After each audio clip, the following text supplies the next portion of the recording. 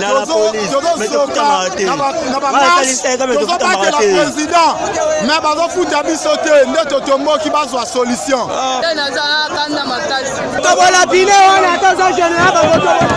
Non seulement salaire ezali ya malonga te, mais ata ya malonga wana te bazali kopesa bango yango état de droit.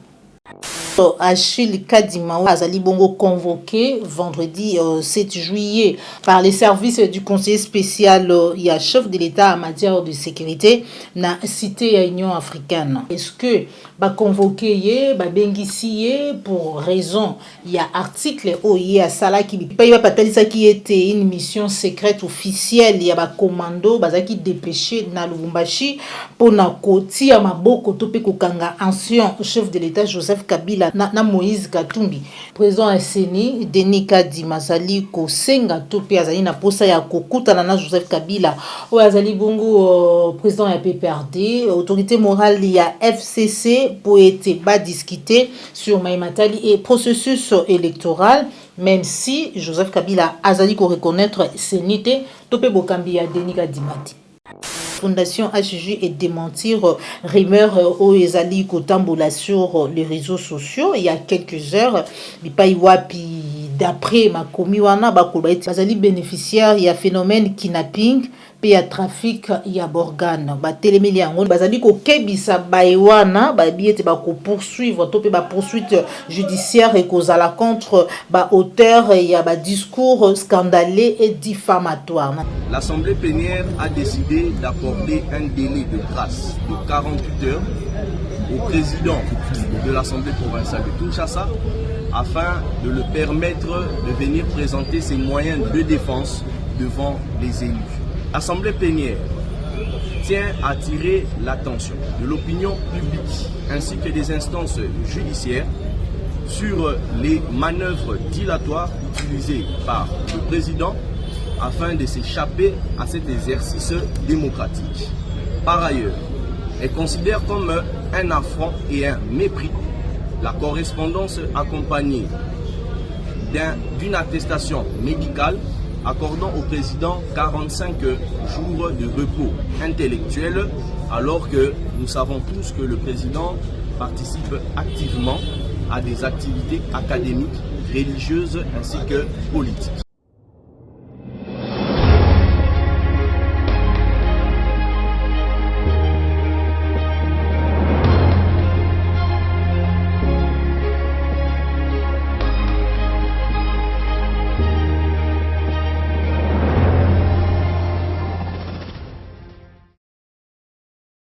Bozali Ebele, Bandeko Balandi, applique Claire Télévision, la chaîne de vérité, Bandeko Balandi, émission Vérité de tous côtés, Mbote Nabino Ipagnon, ce jour Mibino.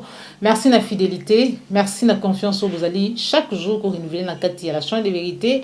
Voilà pourquoi mon Kolomo Lelo, mon Joël Kombe Naye, na Lombangu, Liboso, Yabitando Ike, mon Kolomo Lelo, pour être sur la moyenne Matali Mboka Nabiso, République démocratique du Congo, affaire kidnapping, enlèvement na kati à ville à Kinshasa, ils allaient toujours pour faire couler beaucoup d'encre et salive.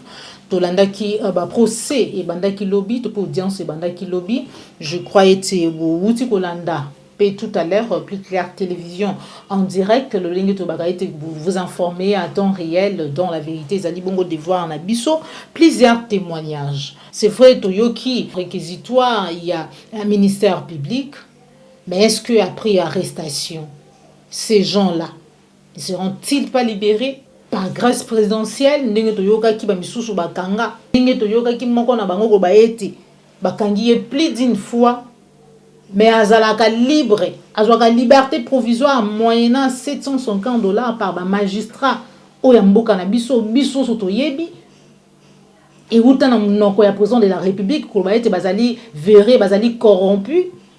Est-ce que réseau wana ezali vraiment démantelé?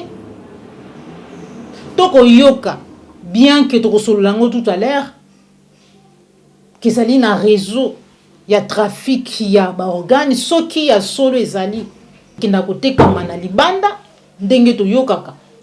Mais bimaka ndenge nini? Qui sont les commanditaires? Wana nyo c'est li ba question o esengeli biyano nango ezwama. Au-delà ya condamnation, oyo ba présumé to pe bayo bazali liboso ya bazuzi sengeli bazwa tomoni lelo ba policier na sitine ba ko manifester pour na salaire na bango ezali droit na bango toyebi misolo boni to pe salaire ya lolenge nini policier na kati ya mboka na biso azali ko toucher o ezali malonga te mais na kati ya à part le fait ya kozala malonga te ekomi pe ko pesa mate où allons-nous na kati émission na biso moko lelo to kolobela mai matali processus électoral tolandi Denis Kadima après kokutana Martin Fayulu après kokutana na Sesanga après kokutana na Katumbi après kokutana na Muzito après kokutana na Matata Mponyo akosenga bokutani na Joseph Kabila, ancien président de la République. OEOP azali jusque là ko reconnaître Seni ya Kadima te. To ba été Kadima finalement a komema biso na dialogue pour déjà ça dit que ça les ali ba concitation interpellation. Il y a journaliste arts Achille Kadima. Oyo mikolo te koleka. Totangaki na nzela ya media na ye lolenge nini mission moko esalamaki na ngambo ya Lubumbashi pona kotia maboko to pe kokanga Joseph Kabila pe Moïse Katumbi azali interpellé bongo na CNS jusque là ba raison penze yebanité mais tozali koyoka ete ezali suite l'article wana dezali masolo to kosolola na kati émission na biso mokolo mwa lelo. Journaliste Achille Kadima azali convoqué par les conseillers chefs de l'État en matière de sécurité. Là to kokota déjà na masolo na biso ya mokolo mwa lelo. Après kokutana na Martin Fayulu, Denis Sesanga, Matata Mponyo pe Moïse Katumbi, mais aussi Adolphe Muzito, président ya Seni, Denis Kadima azali kosenga to pe azali na posa ya kokutana na Joseph Kabila, o azali bongo président ya PPRD, autorité morale ya FCC pour être ba discuter sur Maimatali et processus électoral. Même si Joseph Kabila azali ko reconnaître Senite tope bokambi ya Denis Kadima. Nangambo ya presse Achille Kadima we azali bongo patron ya tri hebdomadaire Africa News azali ko apparaître awana Ingomba Kinshasa azali bongo convoqué vendredi 7 juillet par les services du conseiller spécial ya chef de l'État en matière de sécurité na cité ya Union africaine. Mais kasi d'après mwana mboka John Lungila azali kotel ça a été c'est une première dans l'histoire du Congo qu'un journaliste soit convoqué na niveau ya Conseil national ya sécurité. Il y a 2 jours, le journaliste Achille Kadima a dévoilé dans un article via son journal Africa News qu'une mission secrète des officiers commandos dépêchés à Lubumbashi pour procéder à l'arrestation de l'ex-chef de l'État Joseph Kabila et le candidat président Moïse Katumbi. Donc, la question est celle de savoir est-ce que ba convoqué ba bengisi pour raison il y a article oye à sala qui pa patalisa qui était une mission secrète officielle il y a ba commando bazaki dépêché na Lubumbashi pour na kotia maboko tope kokanga ancien chef de l'État Joseph Kabila na Moïse Katumbi nde eloko zali ko inquiéter ba imboka mekasebele selon un point de vue mona mboka John Lungila talisi ebele bazali ko estimer ezali bongo état de droit procédure ya malamu mingi parce que les bosso ba journalistes bazala qui traqué malmené et cette fois-ci avec Fachi les journalistes sont maintenant convoqués avec beaucoup de respect bamisu bazali ko estimer te pekisamite na mandeko CNS ya ko prendre ya kozwa ba mesures pour na ko convoquer Songolo ou Pakala mais jusque là aucun motif pour l'instant n'a été dévoilé sauf mention séance de travail. Bakolinga bakangaye toko yebate ce qui va réellement se passer avec Achille Kadima. affaire kidnapping selon Patrick Mouyaya Ouazali Bongo ministre de la communication à Katiamboka na biso atalisi était la police n'a pas identifié un cas ya trafic d'organes comme ezali kotambola bongo na ba réseaux sociaux d'après Patrick Mouyaya. Mon côté katina bango ya sali témoignage ya trafic des organes humains na kati ya Ingomba Kinshasa to pe na kati ya République démocratique du Congo. Tozwa extrait ya réquisition ya ministère au public dans cette affaire, il y a kidnapping, topé, enlèvement dans Katia, Ingomba Kinshasa. On se retrouve tout à l'heure. Ainsi, Monsieur le Président, membre de la composition, vous direz établi en fait comme en droit l'infraction d'association des malfaiteurs. Vous condamnerez les prévenus à la peine capitale. Vous direz également établi en fait comme en droit l'infraction de vol qualifié à charge des prévenus et vous les condamnerez à 10 ans chacun. Vous direz également établi en fait comme en droit l'infraction d'extorsion et vous condamnerez les prévenus au maximum de la peine. Vous direz également établi l'infraction d'enlèvement avec circonstances aggravantes et vous appliquerez également le maximum de la peine. Étant donné que toutes ces infractions ont été commises en concours, votre tribunal appliquera la plus forte expression pénale, soit la peine de mort. Monsieur le Président, ainsi déclinez nos réquisitions. Lokasa moko ezali kotambola ndenge na ngoti kostalisa tout à l'heure awa ki Patrick Mouyaya atalisi ete jusque là témoignage moko te salami pona koloba to pe kotalisa ete trafic ya ba organe ezali kosalama na kati ya mboka na biso mais kasi to komona na nzela ya ba réseaux sociaux article moko kotambola bipai wapi bazali kotalisa ete hôpital HG o ezali hôpital moko ya munene na kati ya mboka na biso ezali impliqué na kati ya trafic ya ba organe na kati ya mboka na biso mais kasi bandeko ya HG basili kosala communiqué de presse bipai wapi fondation HG et démentir rumeur o ezali kotambola sur les réseaux sociaux il y a quelques heures bipai wapi d'après ma commis wana bakoba eti bazali bénéficiaire ya phénomène kidnapping pe ya trafic ya organe batelemeli yango bazali kokebisa baewana babi ete bako poursuivre to pe ba poursuite judiciaire et kozala contre ba auteur ya ba discours scandaleux et diffamatoire nanzela ya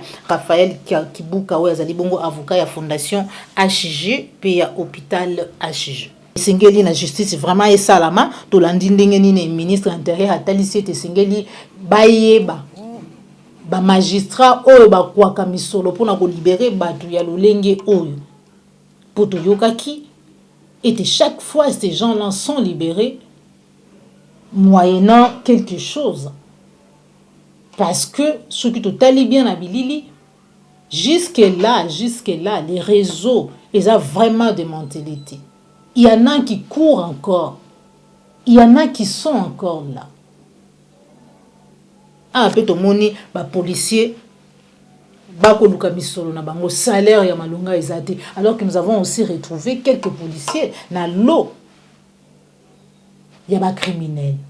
Francophonie pe kalaté ba policier bazali ko manifester pour salaire na bango ezali. Non seulement salaire ezali ya malonga te mais ata ya malonga wana te bazali ko pesa bango yango te. État de droit. Ne fils que salaire ou ezalango minime ya malonga pété. Beaucoup plus sati. Ba policier na kati ya mboka na biso, République démocratique du Congo ba siliko manifester pour na ko réclamer salaire ou ya bango. Qu'est-ce qui se passe? En image Cordo puis Mafoui qu'on se retrouve tout à l'heure.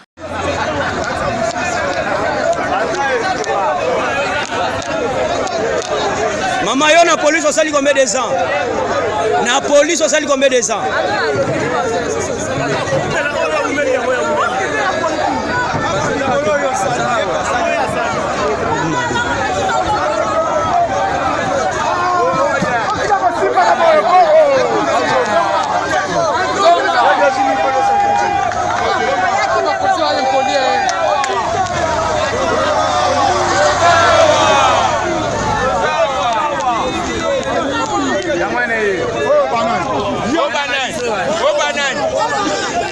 na police osali combien des ans na police? Nga nasali 9 ans. Ouais, sali 9 ans. Nga na ekuta na la police. Mais tofuta marate. Tozobakela président. Mais bazofuta biso te nde totomboki bazwa solution. Papa nga sali 13 ans na armée oyo na 13 ans okota na nini? na beti 13 ans na 13 ans okota na nini? asuri bana bango batindi bango. Bana basala musala te. Bango ka biso, mukuluku ka biso. Batindi bana bango. Vous avez deux soucis,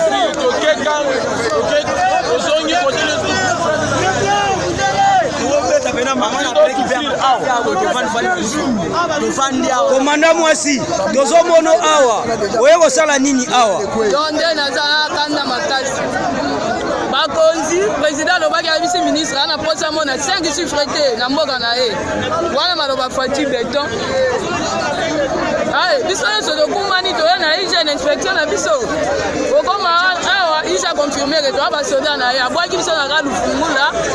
Kosa nini? Azonga kuna yo teba. Yo, nani? Simba.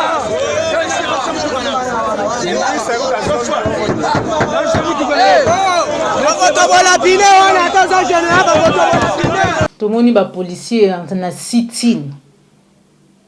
Bisika bazali ko réclamer bandaku, bazali ko réclamer mituka au président de la République à la Kabango à l'époque. Voilà les problèmes. Bino ba policier tant tozali ko dénoncer makambo yo o pe bino le lobo telemi na sit-in. Bino nde bozaka bato liboso ya ko traquer biso, ya ko malmener biso, ya ko considérer biso comme si nous étions vos ennemis. Alors que le lenge botelemi na minute o biso na bino to bundaka pour une même cause. Ko senga changement, ko senga vrai état des droits. Parce que salaire ezali na droit na yo policier o sali musala. Musala ya ko sécuriser, musala ya ko protéger ba Congolais na ba bien na bango. Même si à un certain moment musala na bino ekomi mal ordonné. Raconte Salamaki déjà ou tamukolo ya lobby parce que Zali Nakati ya mabili na biso président sud-africain Cyril Ramaphosa et Longona président de la République Félix Tshisekedi obako assister lelo na clôture de travaux mixtes RDC Afrique du Sud sur le domaine de la coopération bilatérale. Afrique du Sud, le détachement d'honneur de la garde républicaine est rangé pour vous accueillir et vous rendre les honneurs à l'occasion de votre visite officielle en République démocratique du Congo. Je vous invite à passer les troupes en revue. Le commandant du détachement d'honneur, le colonel diplômé de stratégie de défense, Serge Monda. Amazon.